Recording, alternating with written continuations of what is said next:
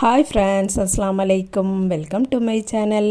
இன்றைக்கி நம்ம சேனலில் பார்க்க போகிறது நல்ல டேஸ்டியான பால் அல்வா ரெசிபி. நம்ம சேனலை சப்ஸ்கிரைப் பண்ணாதவங்க சப்ஸ்கிரைப் பண்ணிடுங்க. பக்கத்தில் இருக்கக்கூடிய பெல் ஐகானையும் கிளிக் பண்ணிடுங்க. இப்போ நம்ம வீடியோக்குள்ளே போகலாம். ஒரு அரை கப்பு கார்ன்ஃப்ளவர் மாவு எடுத்து வச்சுருக்கேன். அதை இந்த பவுலில் போட்டுடலாம். தேங்காய் பாலும் எடுத்து வச்சுருக்கேன். அந்த தேங்காய் பாலையும் அந்த கப்புலையே ஊற்றி இந்த கார்ன்ஃப்ளவரில் மிக்ஸ் பண்ணலாம். எந்த பாத்திரத்தில் அளவு எடுக்கீங்களோ அதிலேயே தேங்காய் பால், சீனி எல்லாத்தையுமே அளவு எடுத்துக்கிடணும். ஃபஸ்ட்டு ஒரு கப்பு தான் ஊற்றிருக்கேன். இதை இப்போ நல்லா மிக்ஸ் பண்ணிடலாம். அல்வா எல்லாருக்குமே ரொம்ப பிடிக்கும். அதுலேயும் நம்ம கடையில் வாங்கி அல்வா சாப்பிட்டோம்னா அந்த அல்வாவில் நிறைய நெய் இருக்கும். நெய் தான் ஊற்றுறாங்களா அல்லது ஆயில் ஊற்றுறாங்களான்னு நமக்கு தெரியாது. இந்த மாதிரி நம்ம வீட்டிலையே செய்துட்டோம்னா நம்ம திருப்தியாக சாப்பிடலாம். மறுபடியும் ஒரு கப்பு தேங்காய் பால் ஊற்றிருக்கேன். கார்ன்ஃப்ளவர் மாவு ரொம்ப ஒரு பவுடராக இருக்கும். அது கீழே போய் தங்கிரும். அதுக்காக வேண்டி தான் நம்ம இப்படி மிக்ஸ் பண்ணுறோம். மறுபடியும் ஒரு கப்பு தேங்காய் பால் ஊற்றியாச்சு. போதும். இதை ஒரு ஓரமாக வச்சிடலாம். இனி நெக்ஸ்ட் ப்ராசஸ் பார்க்கலாம். ஒரு பேன் அடுப்பில் வச்சுருக்கேன். அதில் நம்ம மாவு எடுத்த அதே கப்லையே 2.5 கப்பு சீனி போட்டுடலாம். இனிப்பு குறைவாக தான் யூஸ் பண்ணுவீங்க அப்படின்னா நீங்கள் 2 கப்பு சீனியே போட்டால் போதும். அதே கப்புலையே நான் ஒரு கப்பு தேங்காய் பால் இதிலே ஊற்றுறேன். இனி கொஞ்சமாக எக்ஸ்ட்ரா இருக்குது. அதையும் அரித்து இதில் சேர்த்துக்கலாம். டோட்டலாக 4 கப்பு தேங்காய் பால் எடுத்திருக்கோம். எந்த கப்பில் மாவு எடுத்தோமோ அதே கப்பில் தான் நான் எல்லாத்தையுமே அளந்து எடுத்திருக்கேன். சீனி நல்லா கரையட்டும். இப்போ அடுப்பு ஆனில் தான் இருக்குது. கார்ன்ஃப்ளவர் சேர்த்து அல்வா செய்யறதுனால சீக்கிரமாகவே வேலை முடிஞ்சிடும். சீனி நல்லா கரைஞ்சதுக்கு அப்புறமா நல்லா கொதித்து இந்த மாதிரி பொங்கி வரக்கூடிய சமயத்தில் நம்ம மாவு கரைசலை இதில் ஊற்றிடலாம். நல்லா மிக்ஸ் பண்ணிகிட்டே ஊற்றிடுங்க.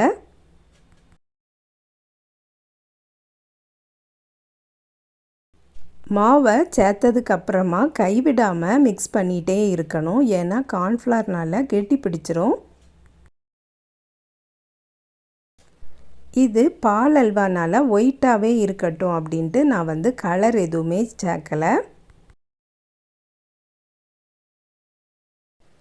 ஃப்ளேவருக்காக நான் ஒரு அரை டீஸ்பூன் ஏலக்காய் தூளும் சேர்த்துருக்கேன். 20 நிமிஷத்துலேயே இந்த அல்வாவை ரெடி பண்ணிடலாம்.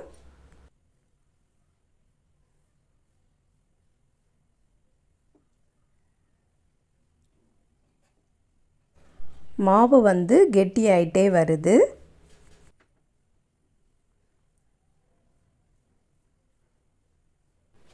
இந்த மாதிரி நான்ஸ்டிக் பேனில் அல்வா செய்யும்போது அடிப்பிடிக்காமல் நல்ல சூப்பராட்டு வரும். நெய்யும் அதிகமாக தேவைப்படாது.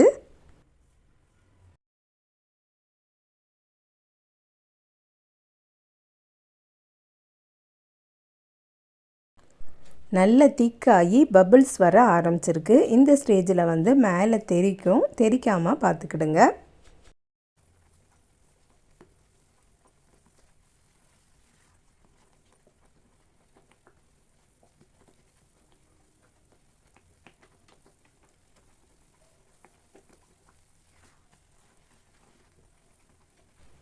நம்ம இது வரைக்கும் நெய்யே சேர்க்கலை.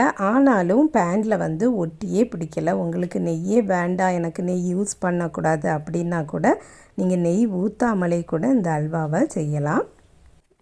நல்ல திக்காயாச்சு. இனி நம்ம நெய் ஊற்ற ஆரம்பிக்கலாம். இப்போ தான் நான் ஒரு அரை டீஸ்பூன் நெய் ஊற்றிருக்கேன்.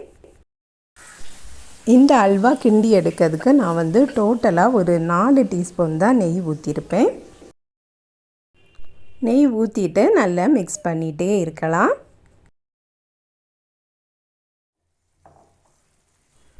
அடுத்ததும் நெய் ஊற்றிருக்கேன். டீஸ்பூனில் தான் நான் வந்து நெய் எடுத்திருக்கேன். ஆனால் அதில் ஃபுல்லாகவே எடுக்கலை, பாதி பாதி தான் போட்டுட்ருக்கேன்.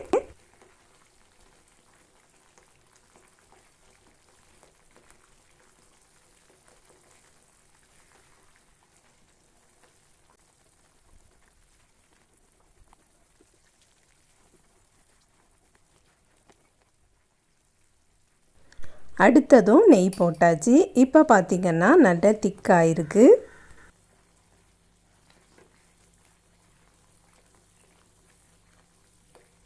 சைடில் எல்லாம் பார்த்திங்கன்னா கொஞ்சம் பதஞ்சு வந்துகிட்டே இருக்கும். அந்த ஸ்டேஜ் வரும்போது தான் ஆஃப் பண்ணணும். அப்போ தான் நமக்கு வந்து பீஸ் போடுறதுக்கு கரெக்டாக வரும்.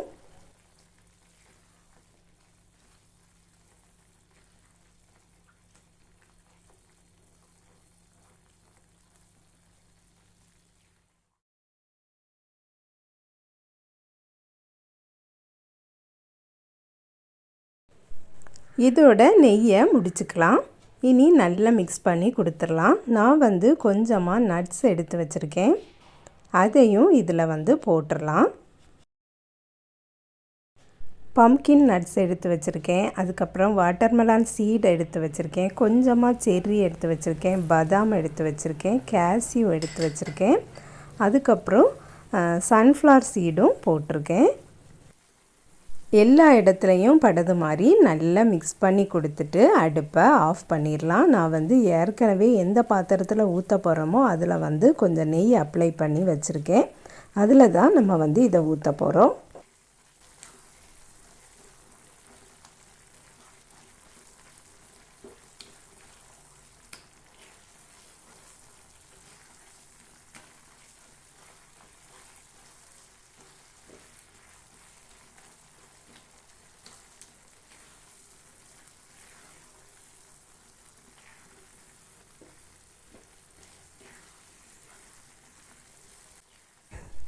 பேனை விட்டு இலகி அங்கேயும் இங்கேயும் ஓட ஆரம்பிச்சிட்டு இப்போ வந்து நம்ம அடுப்பை ஆஃப் பண்ணிடலாம்.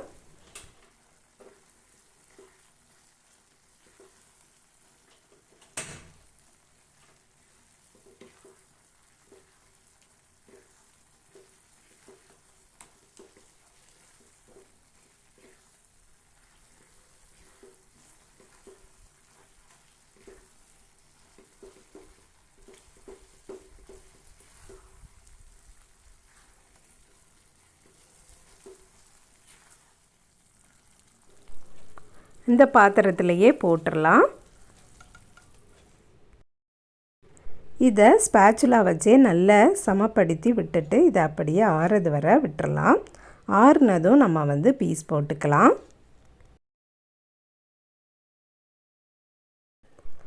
நல்ல டேஸ்டியான பால் அல்வா ரெடி ஆயிட்டு. உங்களுக்கு அதிகமாக வேணும் அப்படின்னா மாவை வந்து இன்னும் அதிகப்படுத்திக்கிடுங்க. அதே சமயம் சீனி, தேங்காய் பால் எல்லாத்தையுமே அதிகப்படுத்திக்கிடணும். நிறைய நட்ஸ் எல்லாம் போட்டிருக்கிறதுனால பார்க்கவே நல்ல கலர்ஃபுல்லாட்டு இருக்குது. நம்ம சேனலில் இதுக்கு முன்னாடி ஈஸியாட்டு செய்யக்கூடிய அல்வா ரெசிபி போட்டிருக்கேன், அதையும் செக் பண்ணி பார்த்துக்கிடுங்க, ப்ளேலிஸ்ட்டில் இருக்குது. சாப்பிடவும் நல்ல டேஸ்ட்டாக இருக்கும். நீங்களும் ட்ரை பண்ணி பாருங்கள் ஃப்ரெண்ட்ஸ். இந்த வீடியோ பிடிச்சிருந்துன்னா லைக் பண்ணுங்கள், ஷேர் பண்ணுங்கள். நம்ம சேனலை இது வரைக்கும் சப்ஸ்கிரைப் பண்ணலைன்னா சப்ஸ்கிரைப் பண்ணிடுங்க. நெக்ஸ்ட் வீடியோவில் வேறு ஒரு ரெசிபியில் சந்திக்கிறேன். அஸ்ஸலாமு அலைக்கும்.